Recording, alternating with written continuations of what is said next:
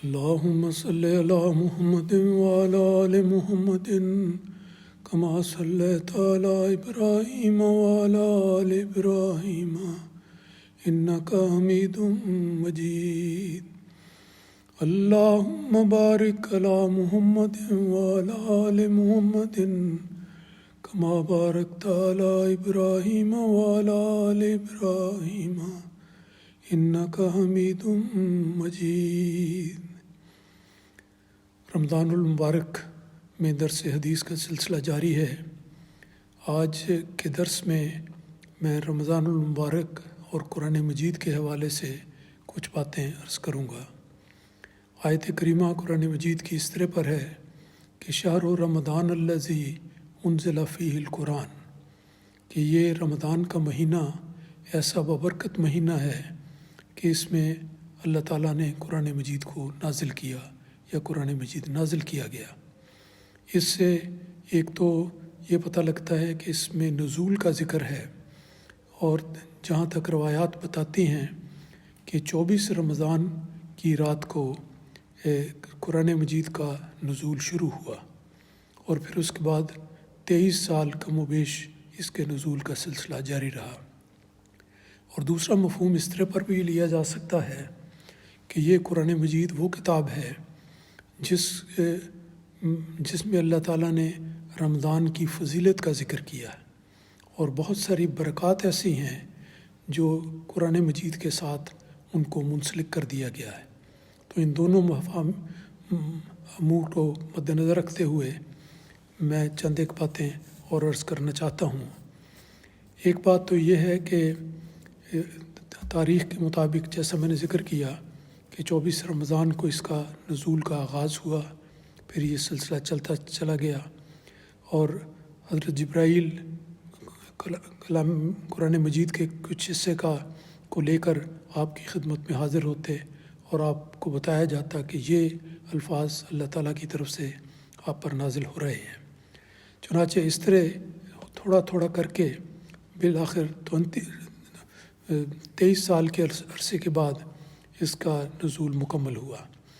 بعض لوگ سوال کرتے ہیں کہ قرآن مجید کیوں نہ ایک ہی دفعہ میں ایک بنی بنائی کتاب کی صورت میں نازل ہو گئے.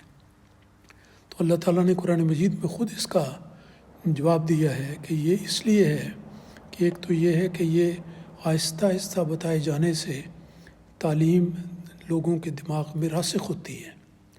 بعض لوگ اس کو یاد بھی کرتے تھے، تو ساتھ کے ساتھ نازل ہو رہا ہے اور ساتھ کے ساتھ وہ یاد کرتے چلے جاتے ہیں. تو اس لحاظ کہ دل کی تسکین اور سکون کے لیے بھی یہ طریق بہت مناسب ہے. برصورت بے شمار حکمتوں کے تحت قرآن مجید کا نزول اس طرح پر ہوا، اور رمضان المبارک کی برکات کے حصول کا بھی ذریعہ قرآن مجید ہے.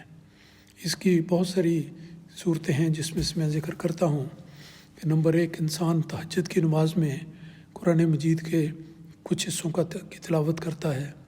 پھر فرض نمازوں میں بھی تلاوت ہوتی ہے، اور اس کے بعد نوافل ادا کیے جاتے ہیں، کثرت سے اس میں بھی قرآن مجید کی تلاوت ہوتی ہے. پھر صبح فجر کی نماز کے بعد قرآن مجید میں ذکر آتا ہے وہ قرآن الفجر، کہ فجر کی نماز کے بعد تلاوت کرنی بہت ہی قابل قدر چیز ہے. اس کے بے شمار فوائد ہیں، بے شمار اس کے پہلو ہیں. ایک یہ مضمون بھی ہے کہ صبح کے وقت میں انسان جب رات کو کچھ عرصہ نیند کرنے کے بعد تازہ دم ہو کر اٹھتا ہے تو اس کا ذہن پوری طرح مستعد ہوتا ہے. تو اس بیداری کی حالت میں جب انسان قرآن مجید کھول کر پڑھتا ہے تو زیادہ توجہ کے ساتھ پڑھا جاتا ہے، اور انسان زیادہ فائدہ اٹھاتا ہے. اور ویسے یاد رکھنا چاہیے کہ قرآن مجید کے پڑھنے کے لیے وقت کی کوئی قید نہیں. یہ مفہوم نہیں ہے اس آیت کا کہ صرف فجر کی نماز یا فجر کے وقت میں تلاوت کی جائے. یہ آسن وقت ہے، بہت عمدہ وقت ہے، اور اس وقت تلاوت کرنے کی عادت ڈالنی چاہیے. لیکن یہ ہے کہ قرآن مجید کی تلاوت کسی بھی وقت ہو سکتی ہے، کسی بھی گھڑی قرآن مجید کھول کر پڑھا جا سکتا ہے. دیکھیں، نماز کے لیے بعض اوقات ایسے ہیں جو ممنوع ہیں کہ اس وقت نماز نہیں پڑھنی. جیسے جب سورج نکل رہا ہو یا سورج بالکل سر پر ہو یا غروب ہو رہا ہو، لیکن تلاوت کے سلسلے میں کوئی ایسی بندش نہیں۔ تلاوت ہر وقت کی جا سکتی ہے اور ہر وقت کرتے رہنا چاہیے جس حد تک اللہ تعالیٰ کے فضل سے اس کی توفیق ملے۔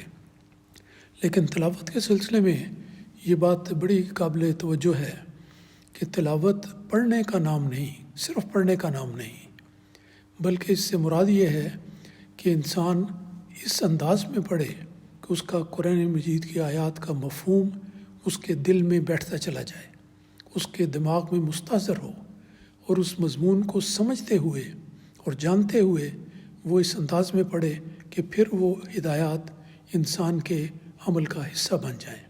تو اس طرح توجہ سے پڑھنا اور قرآن مجید کے احکامات کی پیروی کرنا، یہ ہے تلاوت کا صحیح مفہوم، اور اسی انداز میں سوچتے سمجھتے ہوئے محبت اور سوز کے ساتھ دل ڈال کر تلاوت کرنا، اور پھر ان آیات پر غور و فکر کرنا، تفاسیر کا مطالعہ کرنا، تدبر فی القرآن کرنا، یہ سارے مضامین اس بات میں شامل ہو جاتے ہیں۔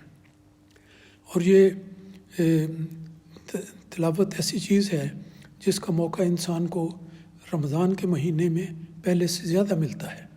رمضان کے دنوں میں یہاں پر الحمدللہ MTA کی برکت سے ہر روز ایک قرآن مجید کا درس پیش کیا جاتا ہے، جو حضرت خلیفۃ المسیح رابع رحمہ اللہ تعالیٰ نے بیان فرمایا۔ تو وہ ایک پورا درس ہے جو سارے رمضان میں جاری رہتا ہے اور بے انتہائی برکتوں والا ہے۔ پھر انسان باقی جگہوں پر اس کی تلاوت بھی کرتا ہے، کرنی بھی چاہیے، پھر اس کو سمجھ کر پڑھنا چاہیے۔ اور صبح کے وقت درس حدیث جو ہوتا ہے وہ بھی قرآن مجید پر ہی ایک لحاظ سے مبنی ہوتا ہے، کیونکہ قرآن مجید میں جو باتیں بیان ہیں انہی کی تشریحات رسول مقبول صلی اللہ علیہ وسلم نے بیان کی اور وہ درس میں شامل ہوتی ہیں۔ پھر عشاء کے وقت میں نماز تراویح میں ایک بار پھر قرآن کو سننے کا موقع ملتا ہے۔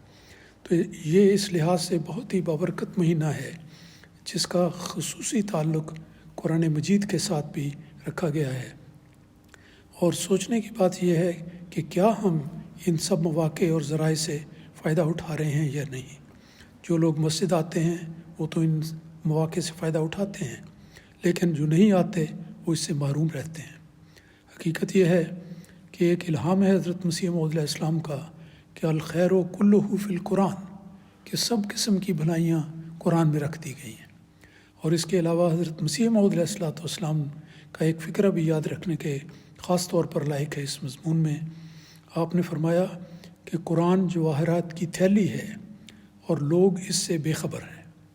تو اس سے پتہ لگتا ہے کہ ہمیں اس تعلق کو سمجھتے ہوئے جو رمضان اور قرآن مجید کا ہے، ہر ممکن کوشش کرنی چاہیے کہ قرآن مجید کو پڑھنے، پڑھانے، سننے، سنانے اور سمجھنے کے لیے پہلے سے زیادہ وقت دیں۔ اللہ تعالی ہم سب کو اس کی توفیق عطا فرمائے۔